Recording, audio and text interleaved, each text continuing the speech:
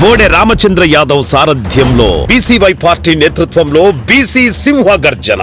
BC రక్షణ చట్టం అమలు, రాజధానిలో బీసీలకు 1000 ఎకరాల భూ కేటాయింపులు, బీసీ కార్పొరేషన్లకు నిధులు, సమగ్ర కులగణనతో విద్యా, ఉద్యోగ, ఉపాధి, చట్టసభల్లో 44% రిజర్వేషన్లు ప్రధాన ఎజెండాగా ఈ నెల 22న విజయవాడ గుంటూరు హైవే నాగార్జున యూనివర్సిటీకి ఎదురుగా జరగనుంది. ఈ చారిత్రాత్మక ఘట్టంలో భాగస్వాములు కావడానికి బీసీ సోదర సోదరీమణులందరినీ సాదరంగా ఆహ్వానిస్తున్నాం. కదలిరండి, మన ఐక్యతను చాటుదాం. నమస్తే, వెల్కమ్ టు ఇట్స్ యూటీవీ. నేను మురళి.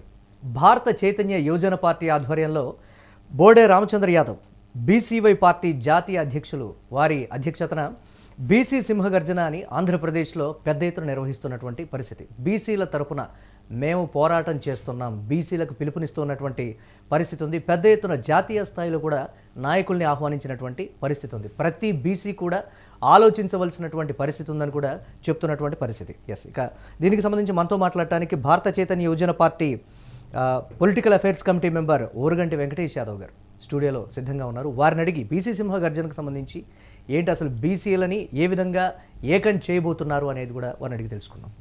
వెంకటేష్ గారు నమస్తే. నమస్కారం. బీసీ సింహగర్జన భారత చైతన్య యువజన పార్టీ ఆధ్వర్యంలో పెద్ద ఎత్తున నిర్వహించబోతున్నటువంటి పరిస్థితి ఏంటి, దీనికి సంబంధించి నేపథ్యం ఏంటి అసలు? భారత చైతన్య యువజన పార్టీ ప్రధాన లక్ష్యం ఏంటంటే బీసీలకి, బహుజనులకి జరుగుతున్న అన్యాయాలు దేశంలో కావచ్చు, రాష్ట్రంలో కావచ్చు, అటు ఆంధ్రప్రదేశ్, ఇటు తెలంగాణ, ప్రతి రాష్ట్రంలో బీసీలకి జరుగుతున్న అన్యాయాల కోసము దృష్టిలో పెట్టుకొని రామచంద్ర యాదవ్ గారు ఈ పార్టీ స్థాపించడం జరిగింది. గత 3-4 సంవత్సరాల నుంచి బహుజనులపై జరుగుతున్న అన్యాయాలు, అక్రమాలు, దౌర్జన్యాలు, దుర్మార్గాలను దృష్టిలో పెట్టుకొని గవర్నమెంట్కి చాలా రిప్రజెంటేషన్స్ ఇవ్వడం జరిగింది. బీసీలకి రక్షణ చట్టం కావాలని గత ప్రభుత్వము, ఈ ప్రభుత్వము హామీలు ఇవ్వడం జరిగింది. బట్ బీసీలకు జరుగుతున్న అన్యాయాలపై రక్షణ చట్టం లేదు. ప్రధానంగా దాని మీద ఫోకస్ పెట్టి ఈ సింహగర్జన అనే ప్రోగ్రామ్ని స్టార్ట్ చేయడం జరిగింది. సో ఏంటి, దీనికి సంబంధించి ప్రతి బీసీ కూడా ఆలోచించాలి అనేటువంటి పిలుపును కూడా ఇచ్చినటువంటి సిచ్యువేషన్, ఆలోచించాల్సినటువంటి అంశాలు అంటే ఇతర పార్టీలు కూడా బీసీలకు సంబంధించి రకరకాలైనటువంటి హామీలు ఇచ్చి సాంప్రదాయ ఓటు బ్యాంకుని కొనసాగిస్తున్నటువంటి పరిస్థితి ఉంది. పర్టికులర్గా భారత చైతన్య యువజన పార్టీ వైపు బీసీలు చూడాలి అని అంటే ఏంటి అసలు ఆ రీజన్ దానికి సంబంధించి? సో మీరు చూస్తే గత 7-8 దశాబ్దాల కాలంగా ఏ పార్టీలు పాలిస్తున్నాయో చూస్తూ ఉన్నాము. మరి వాళ్ళు బీసీల పట్టించుకుంటే బీసీలకి ఈ పరిస్థితి ఇలా ఉండేదా? బీసీల పరిస్థితి ఏంటి ఈరోజు? విద్యాపరంగా, ఉద్యోగాల పరంగా, ఆరోగ్యపరంగా అన్ని రకాలుగా లోయెస్ట్ లెవెల్లో ఉంటూ వాళ్ళ జీవితాన్ని సాగించాల్సి వస్తుంది. గత 70-80 సంవత్సరాల నుంచి మా జీవితాలు ఏమన్నా మారాయా? లీడర్లు వస్తున్నారు, పోతున్నారు, ఆ గవర్నమెంట్ వస్తుంది, ఈ గవర్నమెంట్ వస్తుంది, బట్ వాళ్ళు ఇచ్చే ఉచితాలకి ఆశపడి వాళ్ళకు ఓటేస్తున్నారు తప్ప డెవలప్మెంట్, బీసీల డెవలప్మెంట్ మీద వాళ్ళు ఫోకస్ చేయట్లేదు. సో రాజ్యాధికారమే పరమావధి, లేకపోతే బీసీలు కీలకంగా ఉన్నారు కాబట్టి రాజ్యాధికారం మొత్తం మేమే చేయాలనేటువంటి ఒక ఇదంటారు. దాన్ని ఎలా చూడాలి? సో డెఫినెట్గా మనకు 60-70% బీసీలు ఉన్నారు. సో డెఫినెట్గా రాజ్యాధికారంలో మా భాగం మాకు కావాలి. ఒకటే సింగిల్ లైన్ మా ఎజెండా, ఐక్యత, ఆత్మగౌరవం, అధికారం. మాకు ఉచితాలు అవసరం లేదు, మీరు చెప్పే పెన్షన్లు ఏం అక్కర్లేదు, మాకు రాజ్యాధికారం కావాలి. దాన్ని సాధించే వరకు నిద్రపోయే ప్రసక్తే లేదు. రామచంద్ర యాదవ్, మీకు అంటే తెలంగాణ శాఖలో మీరు కీలకంగా ఉన్నారు. సో ప్రతి రాష్ట్రంలో కూడా కీలకంగా వ్యవహరిస్తున్నటువంటి పరిస్థితి ఉంది. అంటే నేతలకు ఇచ్చినటువంటి ఒక పార్టీ లైన్ ఏంటి? ఇతర రాష్ట్రాల్లో కూడా మనం వెళ్ళి బీసీలను ఏకం చేయాలి అంటే ఆల్రెడీ అక్కడ ఉన్నటువంటి పార్టీలు బీసీలకు కొన్ని హామీలు ఇచ్చి అక్కడ సాంప్రదాయబద్ధంగా ఉన్నటువంటి సిచ్యువేషన్. తెలుగు రాష్ట్రాలకి, ఇతర రాష్ట్రాలకి లైక్ నార్త్ అయినా కానివ్వండి, అక్కడ నేతల్ని కన్విన్స్ చేయాలన్నా కానీ బీసీలకు సంబంధించి ఆకర్షించేటువంటి పరిస్థితి ఏంటి భారత చైతన్య యువజన పార్టీ? సో ఇప్పుడు తెలుగు రాష్ట్రాల్లో ముందు ఫోకస్ చేసాము, తర్వాత సౌత్ ఇండియాలో ఉన్న రాష్ట్రాలని ఫోకస్ చేయబోతున్నాము. అల్టిమేట్గా దేశవ్యాప్తంగా బీసీలకు జరుగుతున్న అన్యాయాలపై పోరాటం చేస్తూ జాతీయ ఉద్యమం తీసుకురావాలనేది అన్న ఆలోచన. ఫస్ట్ మేము ఇక్కడ స్టార్ట్ చేసాము, ఏపీ, తెలంగాణ. సో ప్రతి చోట మీరు దేశం మొత్తం తిరగండి, బీసీలపై చాలా అన్యాయాలు జరుగుతున్నాయి. మనకు రిజర్వేషన్లు లేవు అండ్ కాన్స్టిట్యూషనల్ ప్రొటెక్షన్ లేదు బీసీలకి, రైట్? సో ఇవన్నీ సాధించాలి అంటే డెఫినెట్గా మన రాజ్యం రావాలి, బీసీలు పాలించే రాజ్యం కావాలి. ఎందుకు బీసీలు కావాలి? బ్యాక్వర్డ్ క్లాసెస్ అని మనల్ని వెనక తోసేశారు. సో అధిక భాగం ఉన్న మనకు రాజ్యాధికారం కావాలి. అప్పుడే మన వాళ్ళని మనం ప్రొటెక్ట్ చేసుకోగలుగుతాం. వాళ్ళకు విద్య, ఉద్యోగాల్లో, స్థానిక సంస్థల్లో అండ్ చట్టసభల్లో రిజర్వేషన్ కల్పించగలుగుతాం. అప్పుడు ఈ బీసీ కమ్యూనిటీ అనేది ముందుకి ఫార్వర్డ్ కాగలుగుతుంది. పార్టీలకు అతీతంగా నేతల్ని ఏకం చేయడంలో ఎంతవరకు సక్సెస్ అవుతాము అనేటువంటి కాన్ఫిడెన్స్తో ఉన్నారు. అన్ని పార్టీల్లో కూడా బీసీలకు సంబంధించి కీలక నేతలుగా ఉన్నారు. హైదరాబాద్లో కూడా ఒకసారి నిర్వహించినప్పుడు సో జాతీయ స్థాయిలో కావచ్చు, రాష్ట్రానికి సంబంధించి కీలకంగా ఎంపీలు, మంత్రులు కూడా హాజరై అప్పుడు అందరూ కూడా కలిసికట్టుగా ఉన్నటువంటి పరిస్థితి. అగైన్ ఆ మీటింగ్ తర్వాత బీసీల్లో చాలా విమర్శలు వచ్చినాయి. ఐక్యత లేదు, అప్పటికప్పుడు మనం ఏకమవుతాం కానీ తర్వాత ఉండేటప్పటికి పార్టీ లైన్స్ని దాటి బీసీలు ఒక అడుగు ముందుకు వేయటం లేదు అనేటువంటి మాట. మీరు ఇచ్చినటువంటి బీసీ సింహగర్జన పిలుపుతోటి ఏ స్థాయిలో రెస్పాన్స్ వస్తుందని మీరు అనుకుంటూ ఉన్నారు? గత అనుభవాలు దృష్టిలో పెట్టుకొని ఇప్పుడు ఏదైతే మా సింగిల్ అనేది ఐక్యత, సో ప్రధాన పార్టీలు తప్ప ప్రతి పార్టీలో ఉన్న బీసీ నాయకుల్ని మేము ఇన్వైట్ చేయడం జరుగుతుంది. ఇది పార్టీలకు అతీతంగా ఎందుకు ప్రధాన పార్టీలు ఎగ్జామ్షన్? ప్రధాన పార్టీలు ఎందుకంటే బీసీలను మెయిన్గా మోసం చేస్తున్నాయి. వాళ్ళు హామీలు ఇస్తారు, హామీలను తుంగలు తొక్కుతూ ఆ నేతల్ని డైరెక్ట్గా ఆ నేతల్ని ఐడెంటిఫై చేశారా రామచంద్ర యాదవ్? డెఫినెట్గా అటు కాంగ్రెస్ కావచ్చు, ఇటు బీఆర్ఎస్ కావచ్చు, అటు తెలుగుదేశం కావచ్చు, స్పష్టంగా పబ్లిక్లో ప్రామిసులు చేసి సిగ్గు శరం లేకుండా వాటిని అమలుపరచకుండా మోసం చేస్తూ టెక్నికల్గా లాజికల్గా పాయింట్స్ పట్టుకొని ఆశ పెడుతూ బీసీలకు మోసం చేస్తున్నారే కానీ వాళ్ళు ఇచ్చిన హామీలు ఇప్పటి వరకు బీసీలకు చేరట్లేదు, ఎవరికి చేరట్లేదు. బహుజనులకి, ఎస్సీ ఎస్టీలకి, మైనారిటీలకి వాళ్ళకి ఓటు కావాలి తప్ప వాళ్ళ బీసీల డెవలప్మెంట్ వాళ్ళకి అవసరం లేదు. సో ఇది గత 7-8 దశాబ్దాల నుంచి చూస్తున్నాం. ఇప్పుడు మనకు మన ఓన్ పార్టీ కావాలి, మన పార్టీ కావాలి, మన నాయకుడు కావాలి. ఇప్పుడు టైం వచ్చింది. ఒక సింహం లాంటి మనిషి మనకు దొరికాడు. రామచంద్ర యాదవ్ గారు ఆలోచన కావచ్చు, ఒక నిబద్ధతతో కలిగిన వ్యక్తి. ఇప్పుడు ఒక పవర్ఫుల్ లీడర్ మనకు దొరికాడు కాబట్టి ప్రతి ఒక్క బీసీ లీడరు ఎగ్జైట్ అయిపోయి అన్నకు సపోర్ట్ చేస్తూ ముందుకు సాగుతున్నారు. ఇన్ని రోజులు ఇన్ని పార్టీస్లో బీసీలు ఉన్నారు కదా, వాళ్ళల్లో లేని క్వాలిటీ రామచంద్ర యాదవ్లో ఉన్నటువంటి క్వాలిటీ, మీరు దగ్గరగా ఉన్నారు కాబట్టి ఏం అబ్జర్వ్ చేశారు? ప్రధానంగా ఈ పార్టీకి ఆకర్షితులు కావడానికి మెయిన్ రీజన్ ఏంటి బీసీలకు సంబంధించి? ప్రధాన సో ఇప్పుడు ఏ పార్టీలో ఉన్న నాయకులు వాళ్ళకి పదవి కావాలి, పదవి వచ్చిన తర్వాత ప్రజలు మర్చిపోతున్నారు. కానీ అన్న తలుచుకుంటే ఎప్పుడో రాజ్యసభ మెంబర్ అయ్యేవాడు, ఎప్పుడో మినిస్టర్ అయ్యేవాడు తలుచుకుంటే. కానీ అన్న ఆయన ఎమ్మెల్యే కావాలనో ఆయన మినిస్టర్ కావాలనో కాదు, నాతో ఉన్న బీసీ బిడ్డలంతా, బహుజనులంతా నాతో పాటు చట్టసభలోకి అడుగు పెట్టాలి. ఓకే, వీళ్ళకి అవకాశాలు రావట్లేదు. ఈ ప్రధాన పార్టీలో ఉన్న 2-3 కుటుంబాలే పంచుకుంటున్నాయి, దోచుకుంటున్నాయి.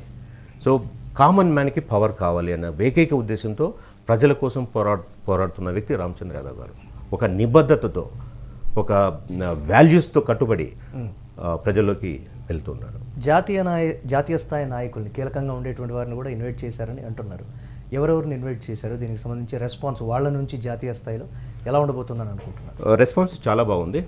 ప్రతి ఒక్కరూ ఈ యొక్క ఎజెండాని అవ్వచ్చు, అన్న చేసే కార్యక్రమాలను చాలా బాగా అప్రిషియేట్ చేస్తున్నారు.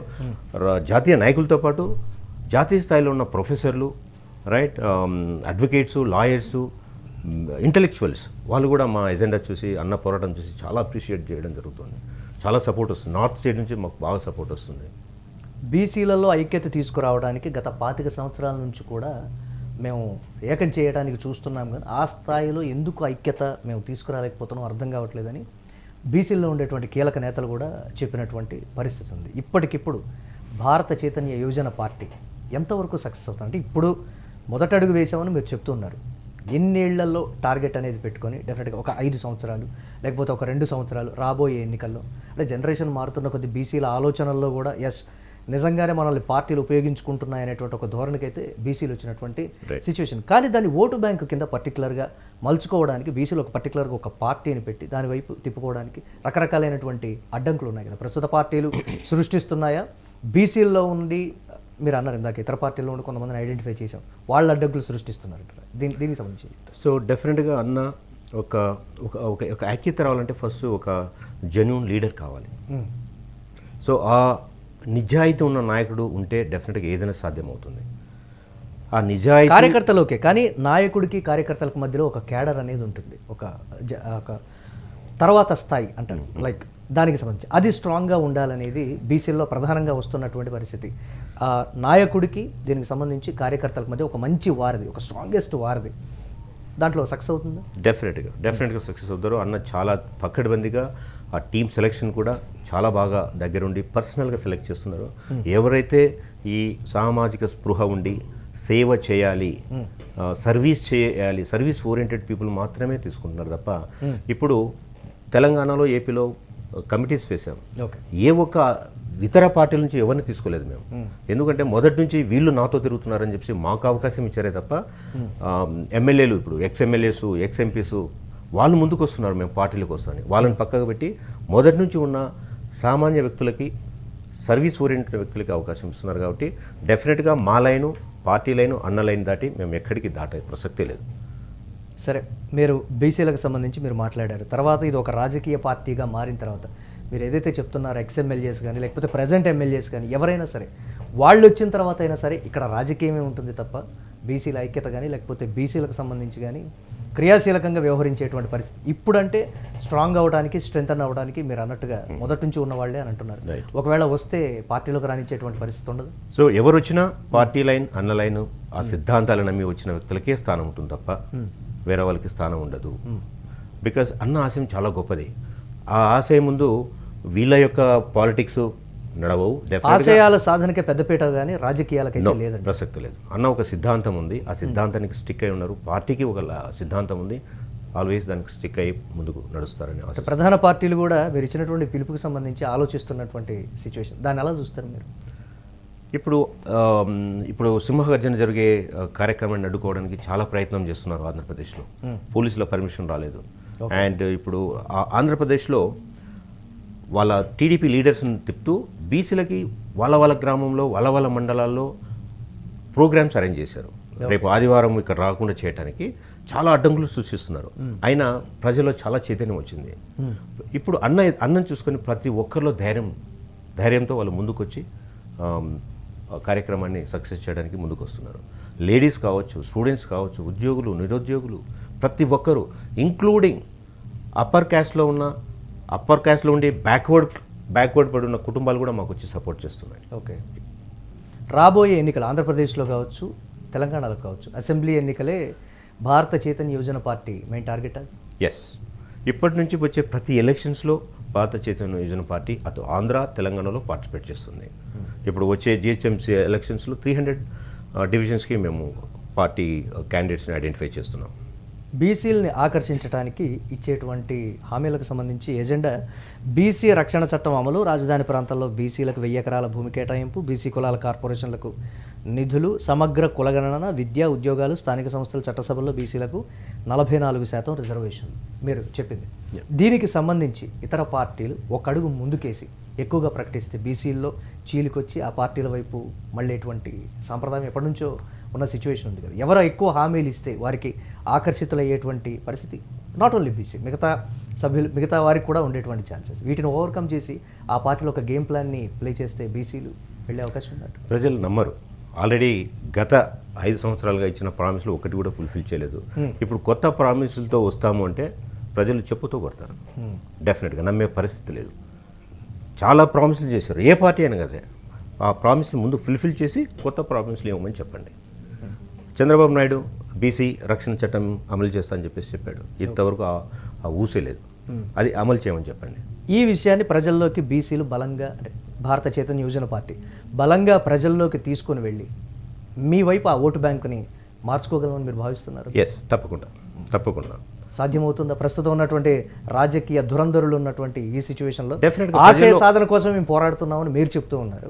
సో బీసీలకి మేము రాజ్యాధికారం కానీ వాళ్ళకి మంచి చేద్దాం అనేటువంటి ఇది రాజకీయాలు ఆశయ సాధన అంటే ప్రస్తుతం రాజకీయాలు గెలిచేటువంటి పరిస్థితి ఉంది కదా, దీనికి సంబంధించి చెప్తారు. అది అన్నతో సాధ్యమవుతుంది. నేను ఎందుకు రామచంద్ర యాదవ్ అంటుంటే ఆయన పవర్ఫుల్ లీడర్, ఒక విజన్, ఒక ఆశయం ఉన్న వ్యక్తి. లీడర్ తలుచుకుంటే ఏదైనా సాధించగలుగుతాడు. ప్రజల్లో చైతన్యం నింపుతున్నాడు. ప్రజల్లో చైతన్యం వస్తే ఈ దురంధరులు ఎవరుతుంటారో దూరం పారిపోవాల్సిందే. డెఫినెట్గా అది గ్యారంటీ జరగబోతుంది ఆంధ్రాలో, తెలంగాణలో. అది మీరు చూస్తారు. అంటే మార్పు మొదలైంది అని ఈ సభకు వచ్చేటువంటి జనంతో భారత చైతన్య యువజన పార్టీ ఒక అంచనాకు వచ్చేటువంటి సిచ్యువేషన్. ఆ అంచనాలు ఎంతవరకు ఉంటాయని మీరు ఎక్స్పెక్ట్ చేస్తారు? 99% సక్సెస్ అవుతాం. ప్రజల్లో మార్పు తీసుకురావడానికి మేము క్లియర్గా ఆ ప్రభుత్వం ఏం చేసింది, ఈ ప్రభుత్వం ఏం చేసింది, మనకు జరిగే నష్టం ఏంటి, మన జనాభా ఎంత, మనకు రావాల్సిన హక్కులు ఏంటి, మనకు లభించాల్సిన ఫలితాలు ఏంటి, మనం ఏ విధంగా నష్టపోతున్నాము, ఇది వీళ్ళు కంటిన్యూ చేస్తే నెక్స్ట్ మన జనరేషన్స్ వాళ్ళ వాటి పరిస్థితి ఏంటి. ప్రజాస్వామ్యంలో ఉన్నాం, కానీ మనకు జరుగుతున్న అన్యాయం ఇట్లే జరుగుతూ ఉంటే నెక్స్ట్ 5-10 ఇయర్స్లో మనకు ఫ్రీడమ్ అనేది ఉండదు. డెఫినెట్గా వాళ్ళ చేతిలోనే అన్నీ ఉండిపోతాయి. బీసీలకు సంబంధించి రాజ్యాధికారం అనేది ఒక టార్గెట్గా భారత చైతన్య యోజన పార్టీ ఉంది. అంటే మిగతా వర్గాల పట్ల మీ పార్టీ వైఖరి ఏంటి దీనికి సంబంధించి ఏం చెప్తారు? సో అన్న ఒకటే చెప్పారు, బ్యాక్వర్డ్ క్లాసెస్ అంటే బీసీ అంటే జస్ట్ ఓన్లీ బీసీ కాదు, ప్రతి కులంలో వెనుకబడిన వాళ్ళు ఉన్నారు. ప్రతి ఈ అంశాన్ని మీరు ఈ వేదికగా మీరు క్లియర్ కట్గా చెప్పేటువంటి పరిస్థితి. ఎస్, డెఫినెట్గా ప్రతి వెనుకబడిన అంటే ప్రతి వర్గంలో ఉన్నటువంటి వెనుకబడినటువంటి వారి కోసం అనేటువంటి మాట అన్న ఉద్దేశమే అది. బీసీ అంటే జస్ట్ బ్యాక్వర్డ్ క్లాసెస్ కాదు, వెనకబడిన వర్గాలు. మొన్న మీటింగ్లో కూడా చెప్పాను, అంటే ప్రతి మధ్యతరగతి వర్గానికి బాసటగా ఉంటామనేటువంటి. ఎస్, ఇప్పుడు ప్రతి కులంలో వెనుకబడిన వాళ్ళు ఉన్నారు. వాళ్ళ కులస్తులు పై పొజిషన్లో ఉన్నా వాళ్ళ కింద లెవెల్లో ఉన్న వాళ్ళ పరిస్థితి చాలా దారుణంగా ఉంది. వాళ్ళని కూడా ఆదుకునే బాధ్యత పార్టీ తీసుకుంటుంది, అన్న తీసుకుంటారు. అన్ని బ్యాక్వర్డ్ క్లాసెస్, అది ఏ క్యాస్ట్కి సంబంధం లేదు, బ్రాహ్మిన్స్ కావచ్చు, రెడ్డి కావచ్చు, కమ్మ కావచ్చు, వెలమ కావచ్చు, బ్యాక్వర్డ్. ఈ స్టేట్మెంట్ ఈ స్టేజ్ మీద చెప్పేటువంటి పరిస్థితి ఉంటుంది. ఆల్రెడీ చాలాసార్లు చెప్పారు, ఇప్పుడు కూడా చెప్తారన్న పర్టికులర్గా. ఎస్, బీసీలు ఒక్కళ్ళే కాదు, వెనకబడిన అన్ని కులాలు కూడా అన్ని కులాల్లో మళ్ళీ రిపీట్ చేస్తున్నాను నేను, అన్ని కులాల్లో వెనకబడిన వర్గాలన్నీ అందరినీ కలుపుకొని పోయే కార్యక్రమం చేస్తున్నాం. అంటే ఆంధ్రప్రదేశ్లో బలంగా ఉంది పార్టీ, తెలంగాణలో కూడా బలపడుతోంది పార్టీ, మిగతా రాష్ట్రాల్లో కూడా బలపడాలని చూస్తున్నటువంటి పార్టీ. ముఖ్యంగా టార్గెట్ ఆంధ్రప్రదేశ్, నెక్స్ట్ ప్రిఫరెన్స్ తెలంగాణలో, లేకపోతే సేమ్ ఒకటే విధంగా పార్టీ జెండా ఎజెండా ఏ విధంగా అయితే ఉంటుందో అన్ని స్టేట్స్లో కూడా అదే విధంగా సేమ్. ఇది ఏదైతే మేము అంటే రాష్ట్రాల వారీగా బీసీలు థింక్ చేసేటువంటి విధానం వేరే ఉంటుంది. అంటే రాష్ట్రాల వారీగా ఇచ్చేటువంటి హామీలు కూడా వేరే ఉంటాయి. అక్కడ ఒక రకమైనటువంటి పరిస్థితి, ఆంధ్రప్రదేశ్ కానీ తెలంగాణ కానీ కేరళ కావచ్చు, లైక్ వాటికి సంబంధించి. సో ఇప్పుడు ఏదైతే ప్రధాన ఎజెండా ఉందో ఆ 5 అంశాలు దేశం మొత్తానికి సంబంధించినవి, రాష్ట్రానికి స్పెసిఫిక్ కాదు. మేము సెలెక్ట్ చేయడం ఏంటంటే బీసీలకు సంబంధించిన అంశాలు ఏవైతే ఇష్యూస్ ఉన్నాయో దేశం మొత్తం స్టడీ చేసి ప్రిపేర్ చేసిన ఎజెండా అది. అది ఏ రాష్ట్రానికి సంబంధించి చెప్పండి, సమగ్ర కులగలం కావాలి, రిజర్వేషన్స్ కావాలి, అంటే రాష్ట్రాల వారీగా ఇచ్చేటువంటి అడిషనల్ హామీలు ఏమైనా డెఫినెట్గా ఉంటాయి. అగైన్ స్టేట్ స్పెసిఫిక్ సపరేట్గా అది సపరేట్ మేనిఫెస్టోలో ఉంటుంది. ఇక్కడ వస్తున్నటువంటి చర్చ ఏంటంటే ఇతర రాజకీయ పార్టీలు గుప్పించినట్టే హామీలు గుప్పించడం వరకేనా, లేకపోతే వాటి మీద నిలబడేటువంటి పరిస్థితి ఉంటుందా అని కూడా మెయిన్గా. ఎస్, అంటే సోషల్ మీడియాలో ఇది పెట్టిన తర్వాత వస్తున్నటువంటి ప్రశ్న నేను అడుగుతున్నాను. సో దానికి సంబంధించి రామచంద్ర యాదవ్ ఏదైతే ఆశయ సాధన కోసం మీరు అంటున్నారో, సో దానికి సంబంధించి మెయిన్ డిస్కషన్ అది. సో రామచంద్ర యాదవ్ గారు పార్టీ స్థాపించినప్పుడు ఒక మాట చెప్పారు, ఏదైతే హామీలు ఇచ్చారో భగవద్గీత మీద ప్రమాణం చేసి, ఆ వీడియోస్ ఇంకా ఉన్నాయి, ఓకే, భగవద్గీత మీద ప్రమాణం చేసి చెప్పారు. ఇంకంతకనే ఏం కావాలి? ప్రతి పార్టీ తమ మేనిఫెస్టో భగవద్గీత, బైబిల్, ఖురాన్తో సమానంగా చూస్తూ ఉన్నటువంటి పరిస్థితి. ప్రతి రాజకీయ పార్టీ ఆవిర్భావం ముందు ఒకలాగా, ఆవిర్భావ సమయంలో ఈ విధంగా అనేటువంటి కొన్ని అలా జరగదు. భారత చైతన్య యోజన పార్టీలో అలాంటి జరగదు. మా నాయకుడు చాలా నిబద్ధతతో కూడిన వ్యక్తి. డెఫినెట్గా ఆశయాలు ఏదైతే ఉన్నాయో ఫర్ ఎవర్ అవి సాధించే వరకు వాటికి స్టిక్ అయ్యే ఉంటాం మేము. ఫైనల్గా భారత చైతన్య యోజన పార్టీ బీసీలకు ఇచ్చేటువంటి కీలకమైనటువంటి పిలుపేంటి? సభకు రావడానికి సంబంధించి కావచ్చు, లేకపోతే వచ్చిన తర్వాత ఆలోచించేటువంటి విధానానికి సంబంధించి కావచ్చు, పార్టీకి వచ్చి ఆ సభకు హాజరయ్యామా వెళ్ళిపోయామా అనేటువంటి కాకుండా ప్రజల మనసుల్లో వచ్చే ఎన్నికల నాటి వరకు కూడా, అంటే కార్యక్రమాలు అనేవి నడుస్తూ ఉంటాయి కానీ వచ్చే ఎన్నికల నాటి వరకు కూడా గుర్తుండిపోయే విధంగా చేసేటువంటి కార్యక్రమాలు కానీ, లేకపోతే ఇచ్చేటువంటి పిలుపు ఏంటి అసలు అక్కడికి వచ్చాక? సో ఇక్కడ ఈ బీసీ సింహగర్జన ప్రోగ్రామ్ చూస్తే ఒక 60 acres మంచి అన్ని అరేంజ్మెంట్స్ చేశాము. మెయిన్గా మన పిల్లల భవిష్యత్తు మారాలి అంటే, మన బతుకులు మన బిడ్డల భవిష్యత్తు మారాలి అంటే డెఫినెట్గా భారత చైతన్య యోజన పార్టీ ఒక్కటి మాత్రమే మనకు దిక్కు. రామచంద్ర యాదవ్ అన్న గారు మాత్రమే అది ఫుల్ఫిల్ చేయగలుగుతారు. సో ప్రతి ఒక్కరూ తెలుగు రాష్ట్రాల నుంచి మహిళలు, రైతులు, ఉద్యోగస్తులు, నిరుద్యోగస్తులు ప్రతి ఒక్కరూ కుటుంబ సహితంగా ఏది దొరికితే అది, బస్సు కావచ్చు, ట్రైన్ కావచ్చు, ఫ్లైట్ కావచ్చు, కార్లు కావచ్చు, బైకులు కావచ్చు, ఏది దొరికితే తీసుకొని ఈ ప్రోగ్రామ్ సక్సెస్ చేయండి. ఈ ప్రోగ్రామ్ సక్సెస్ అయిన తర్వాత అంటే పీపుల్ ఎలా ఉంటుంటే బిఫోర్ సింహగర్జన, ఆఫ్టర్ సింహగర్జన ఉన్నట్లు ఉంటుంది. ఇక్కడ ఈ సింహగర్జనలో పొలిటికల్ మీటింగే కాదు, బీసీ కులాలకు సంబంధించిన అన్ని దేవుళ్ళు దేవతలకు ఆరాధన ఉంటుంది. అన్ని మహనీయులకు గత 70-80 సంవత్సరాల ప్రాణాలు కోల్పోయిన మహనీయులకు నివాళులు అర్పిస్తాం. తర్వాత రాజకీయ ప్రసంగాలు ఉంటాయి, తర్వాత అన్న ప్రసంగం ఉంటుంది, తర్వాత కార్యాచరణ కూడా ప్రకటించబోతున్నాం. Next what next. సో ఈ ప్రోగ్రామ్ తర్వాత ఆంధ్ర తెలంగాణలో భరోసా యాత్ర స్టార్ట్ చేస్తున్నారన్న ఈ పోరాటం ఎలక్షన్స్ వరకు కొనసాగిస్తారు. కొంతమంది బీసీ నేతలు వారి అధికారం కోసమే పార్టీలో జాయిన్ అయ్యేటువంటి పరిస్థితులు కూడా ఉంటాయి. కానీ రామచంద్ర యాదవ్ గారి ఒక ఆకాంక్ష అందరికీ అధికారం కావాలి, అందరికీ రాజ్యాధికారం అనేది కావాలనేటువంటి మాట.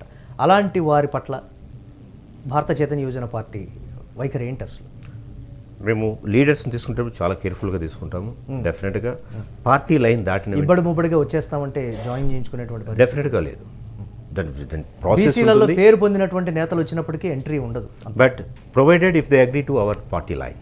ఓకే, పార్టీ లైన్, పార్టీ సిద్ధాంతం, అన్న సిద్ధాంతము కట్టుబడి ఉంటామని ప్రతిజ్ఞ చేసిన వాడికే పార్టీలో ఎంట్రీ ఉంటుంది.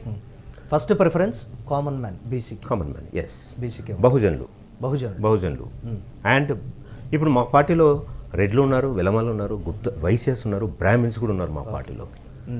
ఎందుకంటే అన్న యొక్క సిద్ధాంతాలకు వాళ్ళు అట్రాక్ట్ అయ్యి పార్టీలో చేరి పార్టీకి సర్వీస్ చేస్తున్నారు ఈరోజు. ఫైనల్గా ఒక పొలిటికల్ పార్టీ, పాలిటిక్స్కి చోటు లేదు, అంతే అంటారా? డెఫినెట్గా ఓన్లీ ప్రజల సేవే ముఖ్యం. Yes, right. Thank you Venkatesh Yadav గారు. సో క్లియర్ కట్ క్లారిటీ అయితే ఇచ్చారు. భారత చైతన్య యువజన పార్టీ తరఫున బీసీ సింహ గర్జన అంటే బీసీలకు మాత్రమే కాదు, వెనుకబడినటువంటి అన్ని కులాల్లో ఉన్నటువంటి వెనుకబడినటువంటి వారికి, మధ్యతరగతి, దిగువ మధ్యతరగతి, అలాగే పేద వర్గాల పట్ల మేము ఈ వైఖరితో ఉంటామని క్లియర్ కట్గా చెప్తున్నటువంటి పరిస్థితి ఉంది. పూలే అంబేద్కర్ మండల్ కర్పూరి ప్రాంగణం, నాగార్జున యూనివర్సిటీ ఎదురుగా విజయవాడ గుంటూరు హైవే మీద 60 ఎకరాల ప్రాంగణంలో భారీ స్థాయిలో నిర్వహిస్తున్నటువంటి సభ. బీసీల పట్ల మా వైఖరి ఇది అని కూడా క్లియర్ కట్గా కుండబద్దలు కొట్టినటువంటి పరిస్థితి అయితే ఉంది. ప్రజలకు అంటే పర్టికులర్గా బీసీలకు రాజ్యాధికారం దృష్టితోనే పార్టీని స్థాపించటం, బోడే రామచంద్ర యాదవ్ ఆశయ సాధన కూడా అదే అనేటువంటి మాట. ఇతర పార్టీల్లో ఉండేటువంటి రాజకీయాలు కానీ లేకపోతే ఇబ్బడి ముబ్బడిగా తీసుకొని పార్టీలో విచ్చలవిడితనంగా ఉండేటువంటి పరిస్థితి లేదు. కామన్ మ్యాన్, ఒక కామన్ బీసీకి మాత్రమే మేము ఇచ్చేటువంటి ప్రిఫరెన్స్ కానీ ఇది కామన్ మ్యానే ముందు అనేటువంటి మాట అయితే చెప్తున్నారు. రాజకీయ పార్టీలు వ్యవహరించేటువంటి తీరుకు పూర్తి భిన్నంగా మా రాజకీయ పార్టీ ఉంటుందని కూడా చెప్తున్నటువంటి పరిస్థితి ఉంది. ఇవి ఇప్పటివరకు updates. Keep watching it's UTV.